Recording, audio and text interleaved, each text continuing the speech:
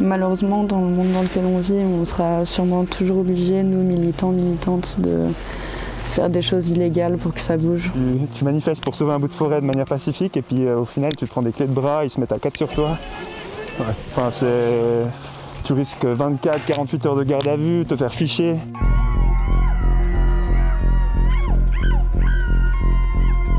Actuellement, on est en train de le vivre, l'effondrement. Du coup, j'ai pas le choix, j'ai envie de le vivre comme ça, en luttant. Ça a du sens. Je sais pourquoi je me lève le matin. Ce canon à neige, la réponse technologique au changement climatique. Il consomme en revanche toujours autant d'eau. Quand on veut faire de la neige, il n'y a pas de miracle. C'est faire des petites tâches, remettre suffisamment de neige pour que le ski soit garanti. On vit tous les mêmes problématiques. Il y a des citoyens qui ne sont plus d'accord avec ces développements qui ne sont pas raisonnables. Salut et bienvenue dans Embarqué.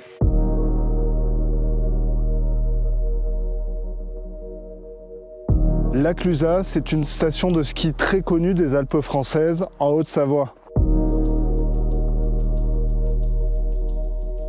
Et depuis un peu plus d'un an, en raison d'un projet très controversé, c'est devenu le symbole de ceux qui luttent contre le ski à tout prix et les excès du tourisme de montagne.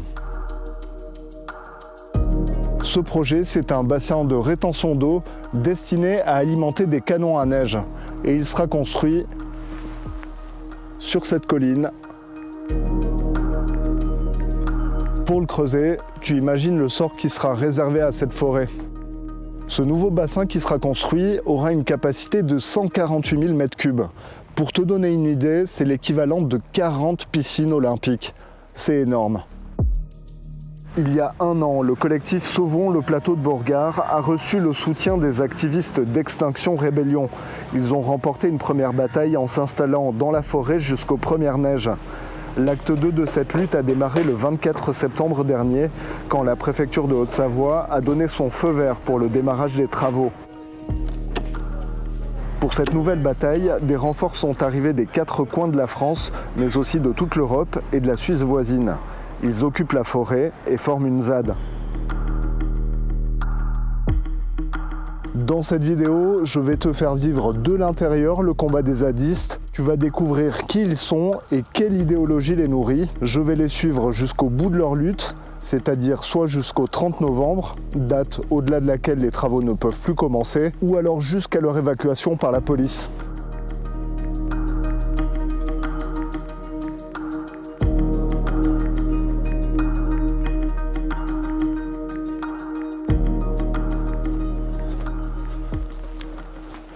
Premier jour de tournage, je suis en train de monter vers la ZAD. Pour rappel, une ZAD, c'est une zone à défendre. Il y a eu déjà beaucoup d'exemples de ce type de lutte. Tu te souviens probablement de la ZAD de Notre-Dame-des-Landes en France.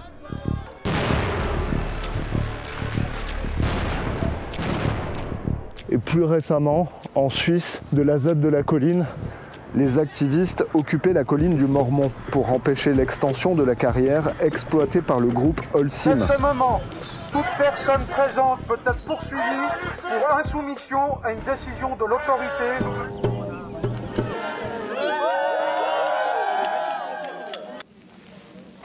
Bienvenue à la Clusaz. Bonjour. Salut. Bienvenue. Ce petit accent, il est suisse ou je rêve? Oui, complètement. De Neuchâtel. Alors ici, on est à l'entrée. Les zadistes aiment être discrets. On ne donne pas nos noms, on ne donne pas nos âges, on ne donne pas notre origine, on ne donne pas notre visage. Et normalement, voilà, moi je suis exception. Pourquoi tu as choisi de ne pas cacher ton visage? J'ai déjà un casier judiciaire et puis je pense certaines personnes, ça peut être un peu effrayant de voir des gens cagoulés.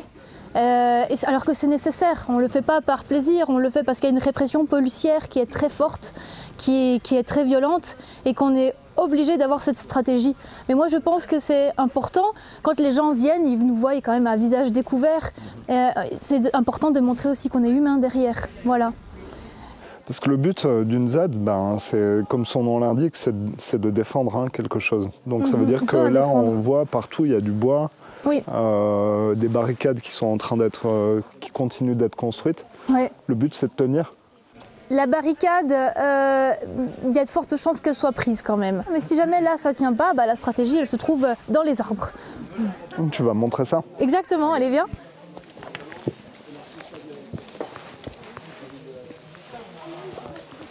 Alors, là où, attention, pas filmer les personnes qui mangent. Hein. Voilà. Alors juste au-dessus de nous, on voit donc le cœur de la lutte avec ces magnifiques cabanes qui sont habitées. Il y a des gens qui y dorment et en cas d'évacuation, ben voilà, l'alerte va être donnée et les gens vont monter là-haut et avec une petite réserve d'eau et de nourriture. Et là, elles vont tenir longtemps, elles vont tenir des jours. Et puis pendant ce temps, eh ben, c'est médiatisé et il y a des gens qui viennent en soutien, il y a du public et on espère tenir. Voilà. Quand on te voit, t'as pas l'air super stressé, toi. Je suis pas tendue parce que le plan est très clair. Et en fait, si l'alarme résonne, comme ça peut être le cas à 5 h du matin, je sais exactement ce que je dois faire. Je sais qu'est-ce que je dois prendre en premier, qu'est-ce que je dois mettre en premier et dans quelle direction je cours. Toi, la vie en ZAD, c'est quelque chose qui te plaît? C'est un idéal pour toi? Ah oui, complètement. Ouais, oui, complètement. Ça me plaît. C'est à petite échelle la société qu'on rêve à grande échelle. Elle naît ici et après elle grandit dans des collectifs autres. Hein. C'est une révolte joyeuse et constructive, c'est ça l'idée? Oui, très joyeuse. Bah, ça passe beaucoup par les chants, beaucoup par le rire en fait, parce que juste plus on est de fous, plus on rigole, hein, comme on dit.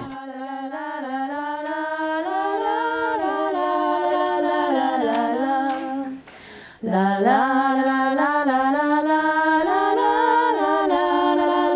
la là-haut, là-haut. Si je lui avais coupé les ailes, il aurait été à moi. Si je lui avais coupé les ailes, il aurait été à moi. Les Français sont venus quand on faisait une ZAD en Suisse, alors maintenant qu'il y a une ZAD en France, on vient aussi. Hein. La lutte, elle n'a pas de frontières. Tu disais qu'il n'y avait pas de frontières dans la lutte, et c'est pour ça qu'il y avait des gens ici qui venaient d'un peu partout. En quoi cette lutte ici, elle est symbolique? C'est symbolique, effectivement, cette lutte, parce que en fait, ce qui se passe, ça n'a aucun sens. Et je crois qu'actuellement, il y a de plus en plus de gens qui sortent du déni collectif dans lequel on était jusqu'à maintenant et qui s'aperçoivent qu'il y a certaines choses qu'on ne peut plus faire, ça n'a plus de sens. Une retenue collinaire, c'est pour gagner quoi, 10 ans de ski, 20 ans, de toute façon, c'est mort. Et c'est pas des militants extrêmes de l'écologie qui le disent, c'est des scientifiques, tout le monde le sait, en 2050, il n'y a plus de glaciers en Suisse, c'est bon. Donc là, on a bien profité du ski, c'était super, on peut encore en profiter d'une certaine façon avec ce qui existe. Et il faut arrêter d'aller tout chousse dans le mur comme ça avec des projets qui n'ont pas de sens.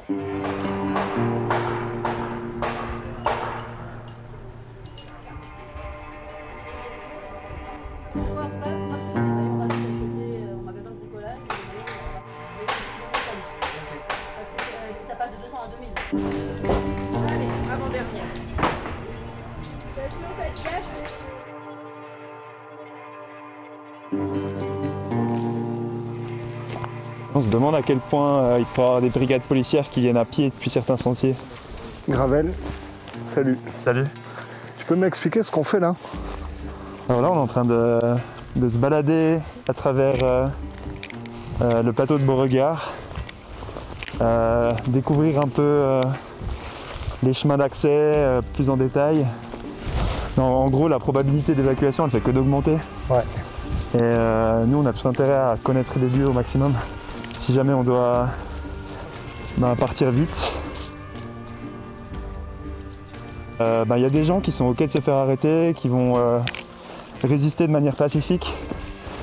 Y a pas mal de gens qui veulent rester au-dessus des arbres, retarder l'expulsion.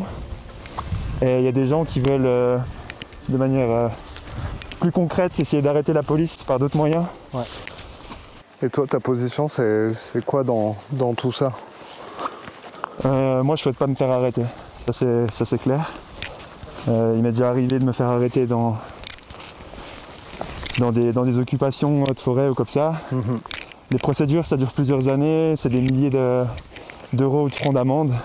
Les gens qui voient les aides des fois de l'extérieur, ils ne comprennent pas quel type de personnes font ça. Alors, souvent on a cette image, tu sais, on l'a entendu, c'est des gens qui ne travaillent pas, qui n'ont pas de vie. Violents. Les gens ils sont là, ouais, c'est des assistés, on est des gens qui profitent du système, mais que dalle. Genre déjà on a des vies super précaires, genre on vit avec quasiment rien. Toi quand on est en Suisse, on vit en on essaie de se regrouper, on vit grâce au récup et puis on mutualise tout. Mais non, c'est juste des jeunes qui sont révoltés et puis qui trouvent moyen de se libérer pour... Toi, moi par moment j'ai dû démissionner parce que je trouvais que c'était plus important de venir défendre une zone que de continuer à travailler. Du coup là, faut qu'on grimpe là-haut. Ouais. Un jour ma chanson, oui, les désarmeront. Il n'y aura plus que la folie, la joie et l'anarchie. La joie et l'anarchie, la joie à beau regard.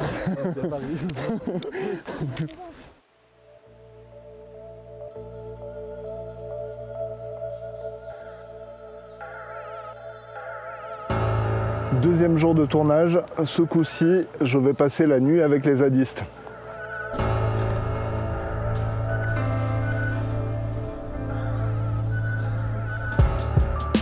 L'idée, c'est de voir comment ils s'organisent avec leur tour de garde pour anticiper toute arrivée de la police et prévenir ceux qui dorment.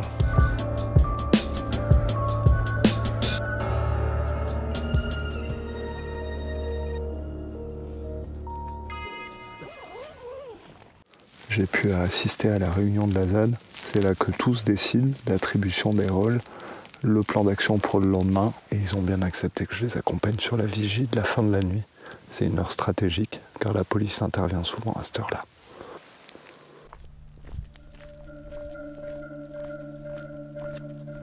Aujourd'hui, on se bat pour les bois, mais demain, ça peut être pour autre chose, quoi. On est posté juste un peu au-dessus du col de la Croix-Frie. Il est 6h30 du matin, on est en train de surveiller la route en fait, de surveiller s'il n'y a pas évacuation, donc voiture de police qui pourrait arriver. Donc dans ce cas-là, on prévient les copains. Tu fais partie des gens qui se perchent dans les arbres? Ouais. Ça veut dire que tu es prête à aller jusqu'au bout sur cette lutte? Ouais. Prête à aller jusqu'au bout parce que je pense vraiment que ça en vaut la peine. J'espère que le mental ira, quoi. Est-ce que ça implique quoi en fait de faire ça? Ça veut dire rester X jours dans les arbres? Ça veut... Déjà le temps va être long.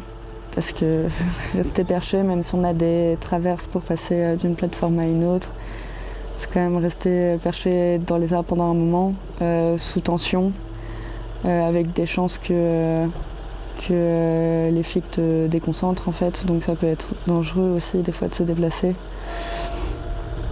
qu'ils mettent des choses en place pour te faire craquer. Et du coup dans les arbres on sera vraiment les derniers à être évacués. Ce qui veut dire déjà rester perché peut-être quelques jours et en plus après derrière passer en garde à vue. Donc l'association des œufs, je pense que mentalement ça risque d'être assez lourd. Malheureusement dans le monde dans lequel on vit, on sera sûrement toujours obligés, nous militants, militantes, de faire des choses illégales pour que ça bouge.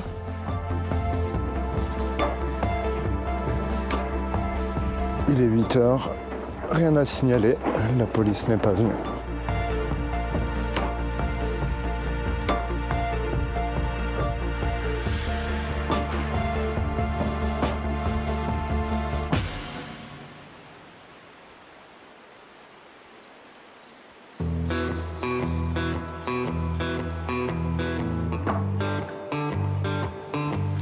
C'est mon 3e jour de tournage à la Clusaz.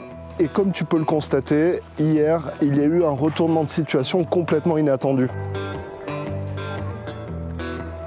La justice a donné raison au recours déposé par les associations de défense de la colline de Beauregard. Le tribunal de Grenoble a tout simplement suspendu la décision de la préfecture de pouvoir démarrer les travaux. En gros, la justice estime que l'intérêt public de construire cette retenue collinaire pour des canons à neige est insuffisant et ne justifie pas la dégradation du milieu naturel. Et ça, c'est une énorme victoire symbolique pour les zadistes et les associations.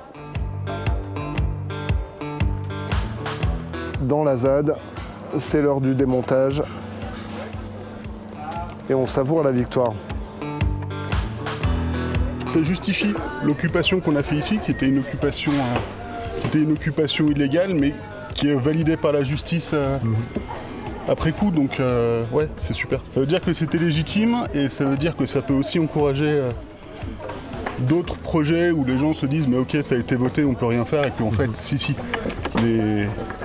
une décision préfectorale n'est pas forcément juste et légale. C'est un démontage heureux. On va faire ce qu'il faut pour laisser la montagne le plus propre possible. Tu filmes quand même le pire mécano de toute la ZAD, tu te rends compte de ça?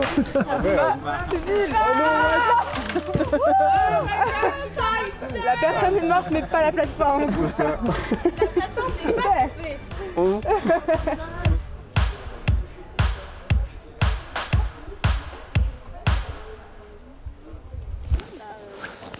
Ça a été une lutte qui a été, j'imagine, assez invasive pour votre vie personnelle. Menaces, intimidation, on en parlait l'année dernière, ça a continué, ça s'est même aggravé, non? Oui, ça s'est aggravé. C'est très dur. Ça a été très dur. La surprise, c'est de voir qu'on s'attaque personnellement à des gens, des menaces de mort, des insultes, des lettres anonymes, des méchancetés, des mensonges sur tout un tas de personnes. Moi, franchement, je ne m'y attendais pas à ce point-là. On a porté plainte. Ouais. Il y a des plaintes en cours. Comme c'est un élu qui a proféré des menaces, c'est le procureur qui s'en charge. Et puis il y a eu des menaces contre un élu d'Annecy aussi, de mort, qui a pris position. Tout ça, il y a des plaintes, oui. Est-ce que vous estimez que le combat qui se joue ici a une portée symbolique qui dépasse finalement les frontières à la fois des Aravis, des Alpes françaises, mais qui peut concerner par exemple les Alpes suisses? Les Alpes n'ont pas de frontières, un problème climatique qui est là, tout là-bas en Suisse, Autriche et de l'autre côté du Mont Blanc en Italie.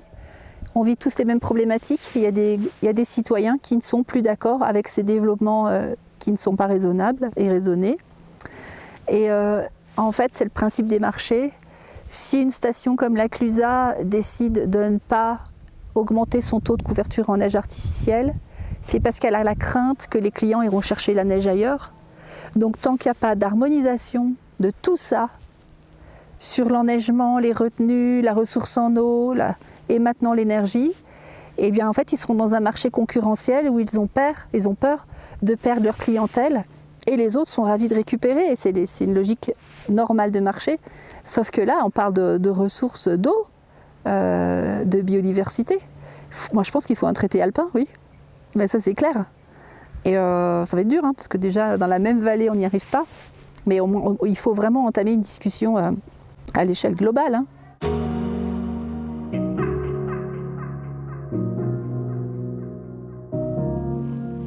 Huit jours après ce retournement juridique inattendu, comme tu peux le voir derrière moi, les zadistes ont plié bagages. La forêt a retrouvé son calme habituel, comme si rien ne s'était passé. De son côté, la mairie de la Clusaz reste silencieuse. Une nouvelle fois, ma demande d'interview a été refusée. Pour conclure, c'est clair qu'une bataille symbolique a été gagnée ici à la Clusaz au sujet de la neige artificielle. Mais franchement, à l'échelle des Alpes, c'est une goutte d'eau. Et à ce jeu-là, c'est l'Italie qui domine avec un taux d'enneigement artificiel de 90% de ses domaines skiables, alors que la France est plutôt conservatrice en la matière avec seulement 37%. En Suisse, nos domaines skiables sont couverts à 53% par des canons à neige. Voilà, cette vidéo est terminée. N'hésite pas à me dire en commentaire ce que tu penses de la légitimité du combat de ces zadistes. Et surtout, n'oublie pas de t'abonner à la chaîne Nouveau pour suivre la suite de mes aventures. Ciao!